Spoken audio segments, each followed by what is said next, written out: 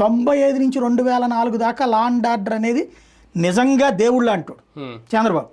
2004 నుంచి రాజశేఖర రెడ్డి కొనసాగిస్తూ ఒక 10% చిల్లు పెట్టాడు ఆయన. తనకి బాగా నచ్చిన నాయకుల వరకు ఫ్రీ హ్యాండ్ ఇచ్చాడు.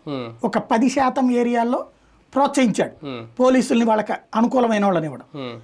అది ఇప్పుడు పరిస్థితి ఎక్కడికి వెళ్ళిపోయింది, ఎటుకెట్టుకు వెళ్ళిపోతుంది. కానీ ఒక గుడ్ అడ్మినిస్ట్రేటర్ చంద్రబాబు 95 నుంచి ఇందాక మీరు చెప్పినట్టు ఇప్పుడు 2019 తర్వాత అది మిస్ అయిందా? వ్యవస్థల మీద పెత్తనం చేయడమే తప్ప వ్యవస్థలను గాడిలో పెట్టడం కానీ వ్యవస్థలకు ఫ్రీ హ్యాండ్ ఇవ్వడం కానీ జరగలేదా? ఇప్పుడు బాబు గారు అవన్నీ చేయబోతున్నారా? ఆయన చేతిలో కంట్రోల్ తప్పిపోయింది, కంట్రోల్ చేసుకునే ప్రయత్నం చేయట్లేదు. ఆ మూసలో ఆయన కూడా వెళ్ళిపోతున్నారేమో అనిపిస్తోంది.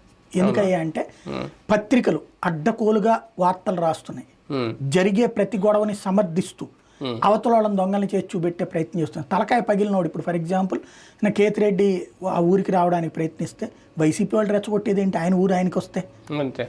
ఆ సందర్భం వైఎస్ఆర్ కాంగ్రెస్ పార్టీ వాళ్ళు ఇల్లు తగలబెట్టారు ఒకటి, ఇంకొకళ్ళని తలకాయ పగలగొట్టారు.